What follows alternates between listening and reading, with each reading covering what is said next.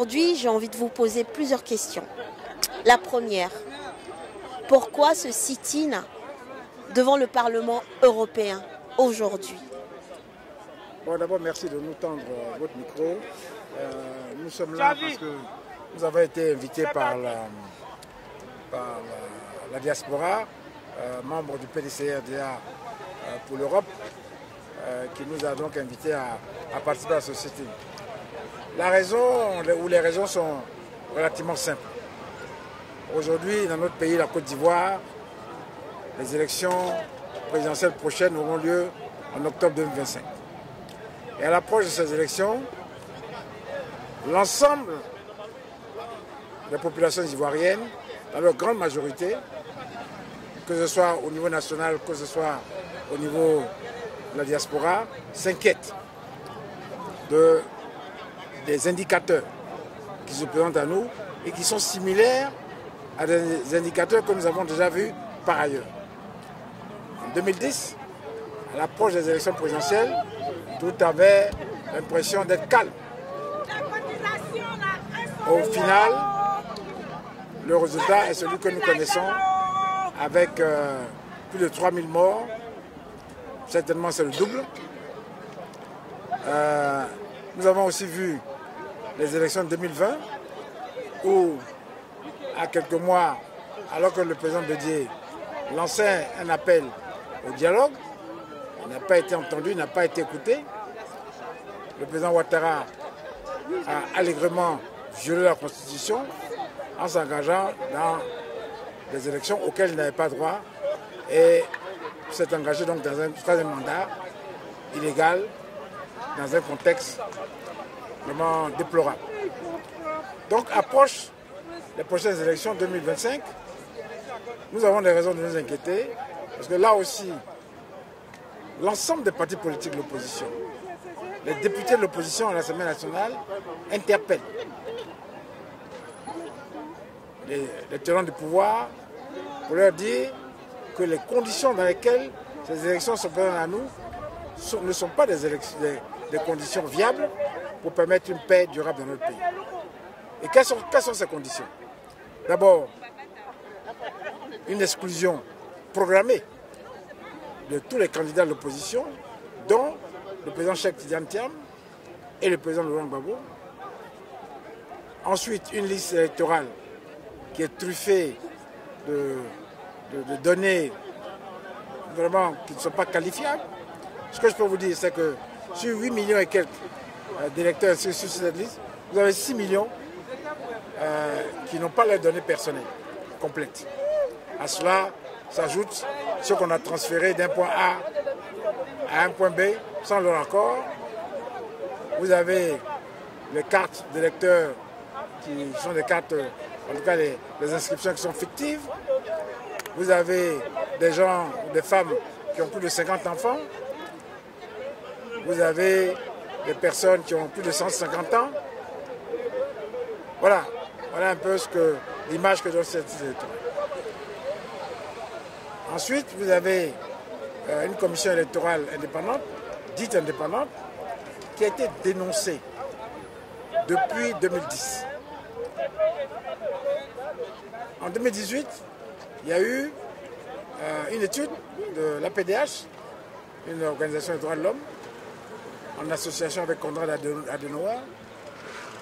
Et dans cette étude, il est dit globalement que 63% des Ivoiriens n'ont pas confiance dans la CEI, fermement.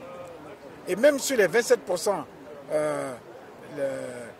les 37% qui restent, vous avez seulement 20% qui croient que la CEI est un organe bien. Donc déjà, il y a eu un appel à la réforme de la CEI urgente, comme condition de retour de la paix. Ensuite, vous avez en 2020, juste après les élections, la Commission européenne a envoyé une mission d'experts pour analyser la situation et cette commission d'experts a conclu, a conseillé à une réforme de la CEI, en tout cas une réforme des institutions électorales. Je vous passe les appels de la Cour africaine des droits de l'homme à la réforme de la CEI. Donc, nous ne pouvons pas aller aux élections avec une CEI qui n'est pas consensuel, et de plus, avec des données électorales qui ne sont pas justes. À cela, vous ajoutez le fait que la programmation des résultats, aujourd'hui, elle se fait par strates intermédiaires, et il y a évidemment des transformations organisées, structurées, de résultats qui partent des bureaux de vote. Quand vous arrivez au niveau départemental ou au niveau régional, mais les résultats ont été complètement trafiqués dans l'intérêt de ceux qui sont au pouvoir. Donc voilà un peu le contexte. Comment peut-on aller à ces élections? L'exclusion de certains candidats, notamment du président Cheikh Tidiane Thiam, elle est fondée sur le fait que M. Cheikh Tidiane Thiam, au moment où il s'inscrivait sur la liste électorale, ne serait pas ivoirien.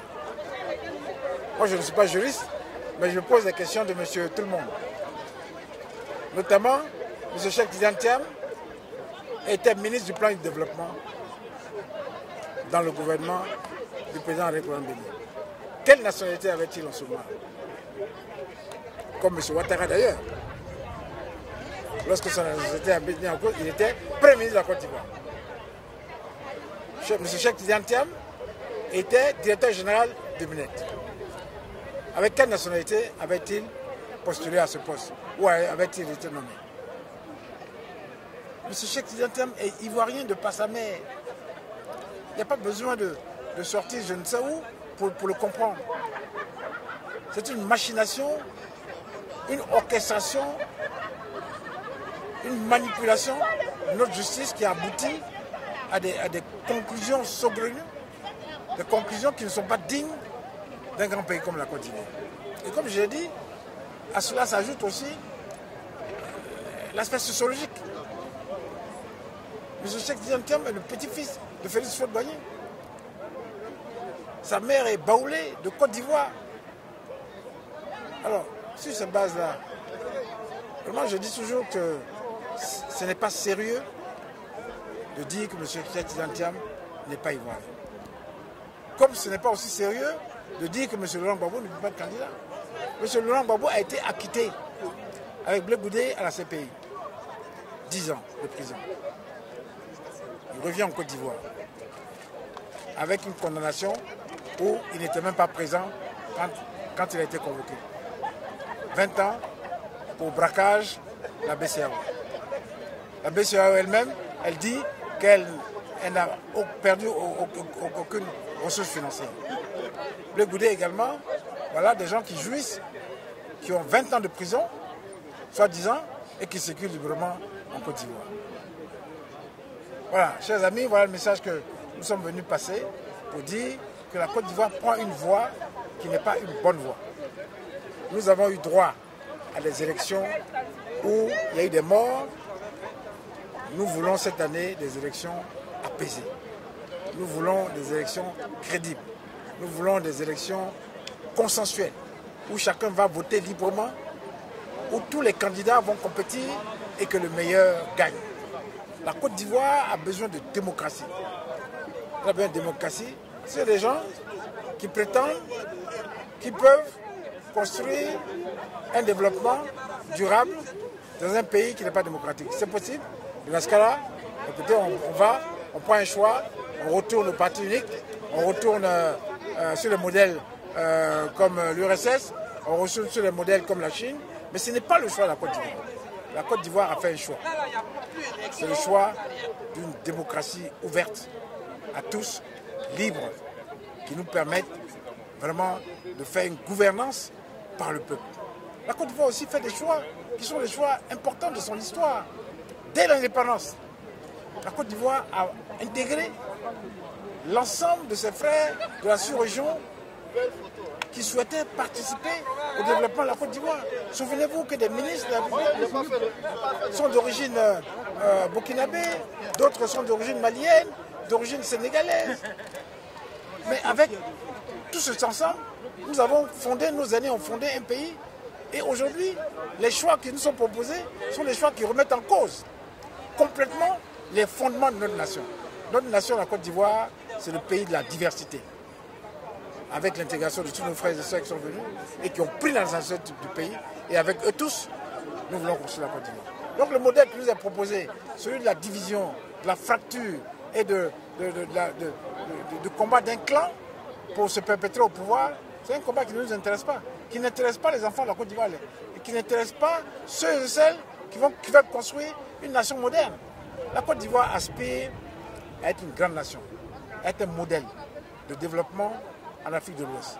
Nous voulons, comme nos aînés l'ont fait, redevenir le pôle attractif de toute l'Afrique de l'Ouest et l'Afrique dans son ensemble.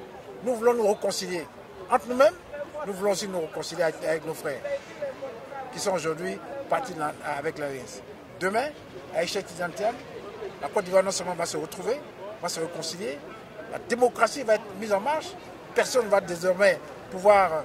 Le premier qui va s'amuser à corrompre, à utiliser l'argent de l'État à des fins personnelles, mais il va payer cash.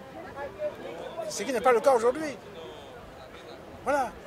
Voilà, chers amis, le message que nous sommes venus passer et dire à nos amis européens que nous aspirons à exploiter le grand potentiel que notre nation a. Nous aussi, nous pouvons devenir une nation compétitive, comme les nations d'Europe. Il y a un virage important que la Côte d'Ivoire va passer. C'est un virage qui va nous amener vers le vrai développement. Un développement partagé par tous, pas un développement entre guillemets au profit d'un clan contre l'ensemble de la nation. Aujourd'hui, vous avez, je dis presque 78% de l'ensemble du pays qui vit dans la pauvreté. Est-ce qu'on peut continuer avec ça en disant qu'on fait du développement? Dans certaines régions, dont la mienne, même au nord, au nord-ouest, le taux de pauvreté dépasse les 60%. On ne peut pas continuer avec ça. Nous allons prendre un autre chemin. Nous allons changer de cap. Et c'est le modèle que nous proposons. Et nous voulons dire à ceux et celles qui pensent qu'on peut s'enfoncer dans